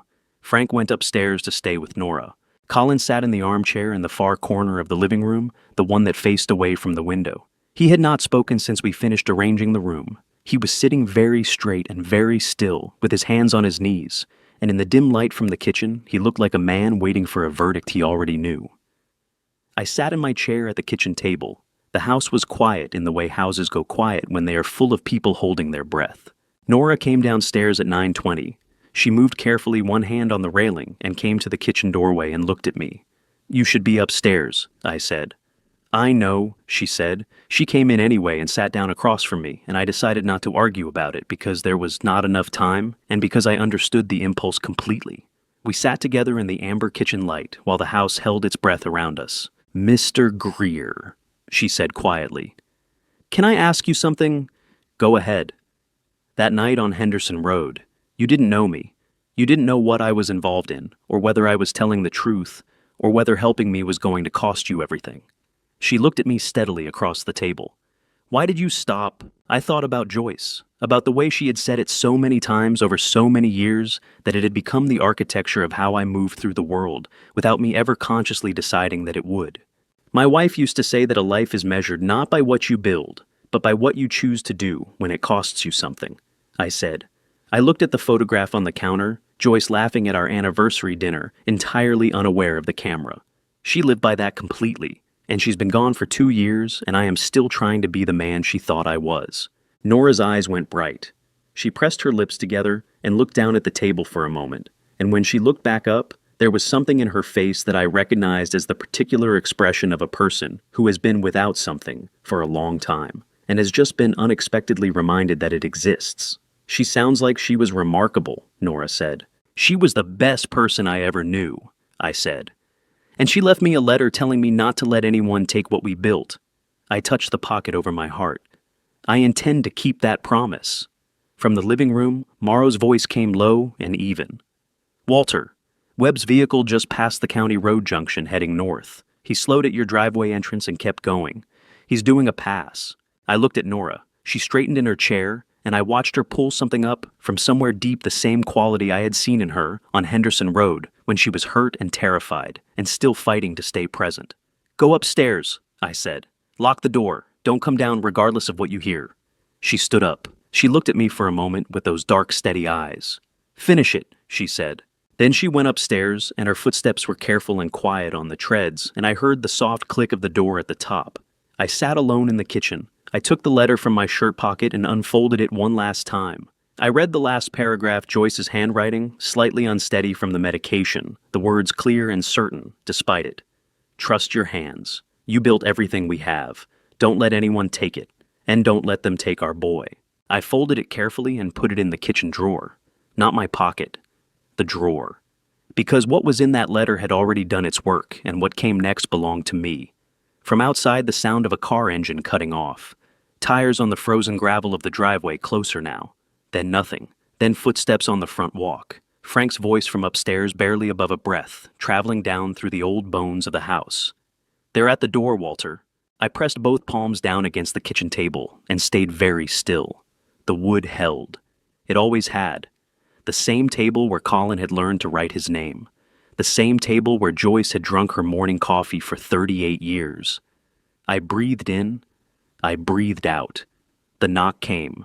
Before I tell you what happened when that door opened, comment justice below, because in the next few minutes, every single thing Renee believes she had gotten away with is about to come apart, and I want to know you are here for it.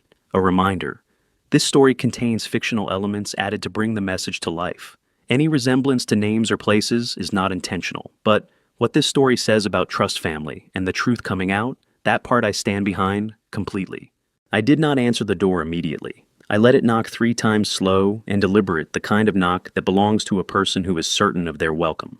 Then I got up from the kitchen table and walked to the front door and opened it. Renee was standing on my porch in a dark wool coat, her hair pulled back, her face composed in the expression I had come to think of as her default setting, that assembled pleasantness that sat on her features the way a coat of paint sits on old wood.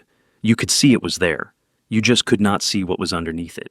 Marcus Webb stood 2 steps behind her, and to her left, a large man in his mid-40s with the kind of stillness that comes from professional patience. He was carrying a leather document folder under one arm, the property transfer papers, I assumed. Renee had brought him to witness the signature. She had planned this the way she planned everything, with someone present who could corroborate that the transaction was voluntary. He was not someone I would have noticed in a crowd, which I suspected was deliberate. Walter, Renee said, we need to talk. Come in, I said. I stepped back. They came inside. I closed the door behind them. The house was dark except for the amber glow from the kitchen stove light, and I watched Renee's eyes move across the room, the way they always moved, cataloging, assessing, finding the exits and the angles. She had been doing this every time she walked into a space for as long as I had known her. I had always seen it. I had simply not known until recently what it meant. Where is she? Renee asked. Who? I said. She smiled, and it was the first time I had ever seen her smile without the assembled pleasantness behind it. This smile was something else entirely. It was the smile of a person who had decided that the performance was over and found the honesty of that genuinely relieving. The girl, she said. Nora Ellison. I know she's here, Walter. We've been watching this house for 4 days. She moved further into the living room, glancing toward the hallway and the stairs. I also know about the phone you found in your garage, which, by the way, was a very clever little story. Colin was always terrible at keeping things from me. Did you know he called me within 10 minutes of hanging up with you? I know, I said. That surprised her, just slightly. Her head tilted a fraction of an inch. Then you know I'm not here to negotiate, she said. She clasped her hands in front of her, perfectly composed, a woman conducting a meeting she had scheduled and prepared for. I'm here because this has gone on long enough, and it ends tonight. You are going to tell me where Nora Ellison is. And then you are going to sign the updated property transfer documents that Marcus has with him. And then we are all going to move forward. Move forward, I said. That's right. I looked at her for a long moment. At this woman who had come into my son's life and spent years building something patient and calculated and cold, standing in my own kitchen talking about moving forward as though the past 4 years were simply a transaction that needed closing. Renee, I said, why don't you tell me what was actually in that tea? Something shifted behind her eyes. A recalculation. Then I reached into my shirt pocket and set the small glass jar on the table between us, the one Frank's contact had analyzed. I placed it carefully without drama, the way you place evidence. Clonazepam, I said, and scopolamine.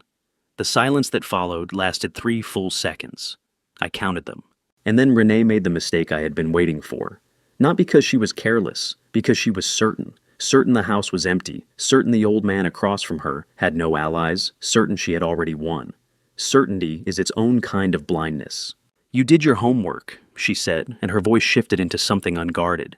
"Give it another 6 weeks and any physician would have diagnosed mid-stage cognitive decline.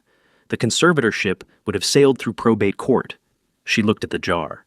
It was a good plan. It would have worked. She then reached into her coat and produced her phone. She dialed without hesitation. "Dale. It's Renee Greer. I'm at my father-in-law's house on Henderson Road. He seems confused and he's been keeping a young woman here against her will. I think you should come right away." She lowered the phone and looked at me with the expression of someone who had just played their final card. "Dale Morrow has known this family for 20 years, she said. "He's going to walk in that door, and whatever you've been building collapses." "Is it?" I said. From the darkness of the living room, a voice came. "I'm already here, Mrs. Greer." Renee turned. Dale Morrow stepped out from the alcove beside the bookcase recorder, in hand, his face carrying the expression of a man who has just heard something he will think about for a very long time. His 2 deputies emerged from behind the couch. Webb moved toward the front door. The nearer deputy crossed the room in 4 strides and had his arm before he took 2 steps. Miranda rights followed flat and professional. Webb did not resist. The second deputy moved toward Renee. And then Colin stepped out of the corner armchair. He walked into the kitchen light, and his face was something I have no adequate language for. Not triumph, not relief. The face of a man who has just watched the scaffolding of everything he understood about his own life come down at once, finding himself still standing in the rubble, unable yet to determine what that meant. Renee looked at her husband. For the first time in all the years I had known her, nothing came back. No pleasantness, no calculation. Just something rawer and smaller beneath all of it, and then the handcuffs clicked and she looked away. "Colin," she said. Her voice carried something I had never heard in it before. Colin said nothing. His hands were shaking at his sides, and he stood in the amber kitchen light and did not move and did not speak. They took her out into the December night. The door closed. The house was quiet. Colin made a sound beside me that came from somewhere past words, and I put my arm around my son's shoulders and held on, and he pressed his forehead against my shoulder, and the shaking moved through him in long waves, and I stood in my kitchen and held my boy and did not let go. The statements took until 2 in the morning. Morrow sat across from me at my own kitchen table with a legal pad and a recorder, and asked his questions in the careful, methodical way of a man who understood that what he was building tonight needed to hold up for a long time. I answered everything, all of it, from the first sip of tea to the small glass jar in my coat pocket, to the night on Henderson Road, to Frank's contacts in Burlington, to the letter in the kitchen drawer that I showed him without being asked. He read Joyce's letter with his reading glasses on, and his face very still, and when he finished, he folded it carefully along its original creases and handed it back to me without comment. Some things did not require comment. Colin gave his statement in the living room with one of the deputies. I could hear his voice through the wall, quiet and steady, in a way it had not been all week, the voice of a man who had made a decision and was living inside it now. He told them everything he knew, the debt, the pressure, the signature, the phone call this afternoon. He did not minimize any of it. I was proud of him for that, and the pride sat alongside the hurt without displacing it, because that was how it was going to be for a while, and I had accepted that. Nora came downstairs at midnight, when Morrow told her it was safe, and she sat at my kitchen table and gave her statement with the focused precision of an accountant walking an auditor through a set of books. Each transaction documented, each date confirmed, each irregularity explained. Morrow's pen moved steadily across his legal pad for 40 minutes. When she finished, he looked up at her. "Ms. Ellison, I want you to know that the Vermont State Police will be coordinating with the FBI field office in Burlington on the financial fraud component. Given the scope of the scheme, this will likely become a federal matter." He paused. "You should also know that under the federal Dodd-Frank Whistleblower Protection Act, your actions in preserving those documents and bringing them forward are protected. The charges against you are going to be dropped. All of them." Nora pressed both hands flat on the table and looked at them for a moment. Her shoulders dropped slowly the way tension leaves a body when it has been held for so long that its release feels unfamiliar. Then she pressed the back of her wrist against her mouth and breathed, and her eyes filled, and she let them. In the weeks that followed, the legal machinery moved with a speed that surprised me, though Frank said it shouldn't have.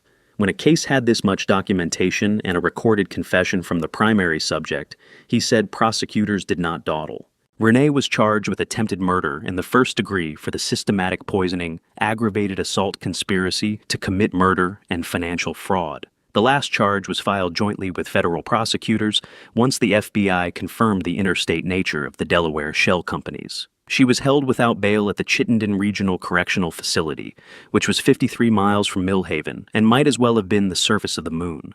Marcus Webb was charged with conspiracy, financial fraud, and reckless endangerment for the incident on Route 108 that had sent Nora over the shoulder of the road. His prior conviction in Massachusetts meant the federal charges carried enhanced sentencing guidelines. His attorney entered preliminary plea discussions within 2 weeks. Dr. Gerald Harmon surrendered his medical license to the Vermont Board of Medical Practice before the board could convene a formal hearing.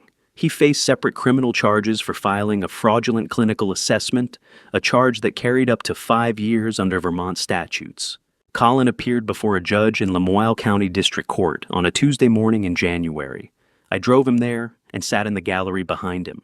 The charge was accessory after the fact and obstruction of justice.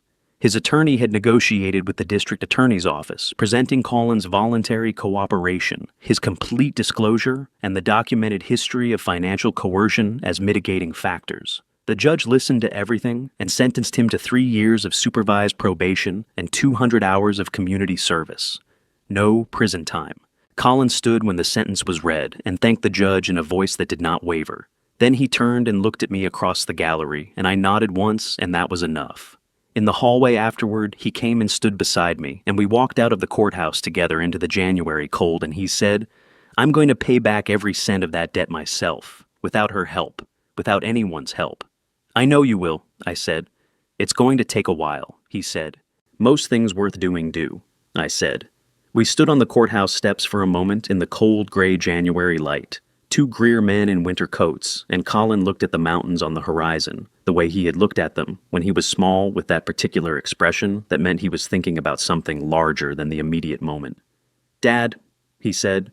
"Yeah, I'm sorry." He said it simply without the theater of it, without the red eyes and the shaking hands of the kitchen 2 weeks ago. Just the fact of it, stated plainly the way you state something you intend to live inside, rather than simply say once. For all of it. For every part of it. I put my hand on his shoulder, the same shoulder I had touched in my kitchen the night before the trap, when the grip between us had contained everything neither of us could say. "I know," I said. "Come have dinner with me on Sunday." He looked at me. Something shifted in his face, something opening rather than closing, and his eyes went bright for just a moment. "Yeah," he said. "Okay." Nora stopped by my house 2 days after the courthouse. She was moving into a short-term rental in Burlington, while the legal proceedings continued, and she came to collect a sweater she had left upstairs, and to return Joyce's green cardigan, which she had folded carefully and placed in a paper bag with a handwritten note tucked under the collar. I did not read the note until after she left. It said, "For the woman who raised a man like you." I wish I had known her. I put the note in the kitchen drawer alongside Joyce's letter. Dr. Owens came by that Friday with a bottle of wine she said was from her personal collection, and which was considerably better than anything I kept in the house. Frank arrived 20 minutes later with no invitation and a bag of groceries, and the comfortable presumption of a man who had been walking into this kitchen for 40 years and saw no reason to change the habit. We sat at the kitchen table, the 3 of us, and ate the dinner Frank made, and drank Patricia's wine, and talked about things that had nothing to do with Renee or conservatorships, or the particular darkness that had moved through this house for the past several weeks. Outside the window, January lay across the Vermont hills, white and still and very cold. Inside the kitchen was warm. The snow was gone by March. Vermont lets go of winter the way it does everything slowly, and on its own terms, pulling back from the hillsides in stages, until one morning you walk onto your porch and realize the mountains have gone from white to the pale green of early spring. Renee received 25 years in late February. I sat in the gallery and heard the number without expression, because the number was not the point. The house was still mine. The accounts were intact. That was the point. Marcus Webb took a federal plea deal in January, 12 years. Dr. Harmon surrendered his medical license before the board could take it from him. Nora was cleared of every charge under the Federal Whistleblower Protection Act and accepted a position at a compliance firm in Burlington. She called me on a Sunday evening to tell me, and I could hear in her voice the sound of a person who had come through something that should have broken her and found that it hadn't. Colin came for dinner most Sundays. He was working double shifts to pay down the debt himself without help from anyone, and some weeks he arrived tired enough that he fell asleep in the armchair after we ate. I did not mind. I covered him with Joyce's old blanket and let him sleep, and the house felt less empty for it. On the last Saturday of March, I planted black-eyed Susans along the south wall, the same bed Joyce had tended for 30 years, and that I had let go to seed after she died. My knees hurt the entire time. I didn't care. When I finished, I went inside, washed the dirt from my hands, and carried my coffee into the living room. Joyce's chair was across from mine. I had put a small bunch of dried flowers on the table beside it that morning. The chair was still empty. That was not going to change, and I had made my peace with that, the way you make peace with true things, not by feeling better about them, but by learning to carry them alongside everything else. But it did not feel the way it had felt in December. Something had shifted, in the room, or in me, or in the space between the two. I thought about her letter in the kitchen drawer. Trust your hands. You built everything we have. Don't let anyone take it. And don't let them take our boy. I had done all of those things. The boy was coming to dinner on Sunday. The house was standing. And outside the window under 6 inches of Vermont soil, the black-eyed Susans were waiting. She had always said they were stubborn flowers. She had always said they would come back. I took a sip of my coffee and looked at her chair, and for the first time in 2 years and 3 months, I did not look away. Looking back at this family story, I think about what it cost me to trust the wrong person and nearly lose everything I had built. It cost me sleep. It cost me months of doubt. It almost cost me my son. But here is what I know now. God puts the right people on the right roads at the right moments. That night on Henderson Ridge in the middle of a Vermont storm, I stopped for a stranger. That stranger saved my life just as much as I saved hers. This is a family story about what happens when greed disguises itself as love. When someone sits at your table, smiles at your face, and quietly plans your end. My advice to you is simple. Do not ignore the small signs the way I almost did. Do not let loyalty blind you to the truth. The people who truly love you will never need to diminish you to benefit themselves. This family betrayal nearly broke me, but it also showed me who I really was. I believe that no family is perfect, but family betrayal of this kind, calculated and cold, is something no one should have to survive alone. If this family betrayal looks familiar to you in any way, trust your instincts. Trust your hands. Build something stronger. If this story moved, you leave a comment below and tell me where you are watching from. Share it with someone who needs to hear it. And if you are new here, subscribe so you never miss another story. Thank you so much for staying until the very end. These stories contain fictional elements crafted for reflection and meaning. If this type of content is not for you, we completely understand, and we warmly invite you to explore other content that speaks to your heart.